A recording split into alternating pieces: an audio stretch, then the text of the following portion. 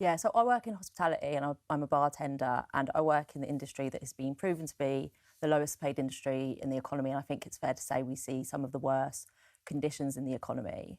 And I think a lot of that is because bosses have absolute power over us.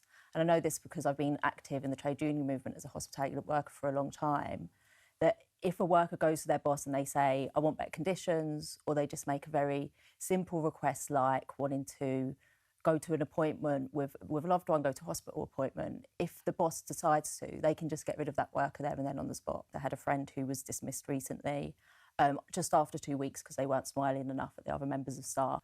But at the end of the day, no matter how much you smile, you should have the right to pay your rent and put food in your fridge if you were turning up and going to work every day. Yeah, I'm very, very worried about the future of my industry, and I've struggled with short-term doing jobs short-term recently because of the lack of hours, and so of a lot of people around me. And that worry doesn't become from workers demanding too much. It becomes from the high costs of rents that are decimating our high streets. And actually, I know because I work behind the bar, I see season after season less people are coming into the bar. Yeah, to spend money. And I think it's important to say, and I'll say as a trade unionist, that we have the lowest collective bargaining rights in Europe, and that is reflected in our economy, right?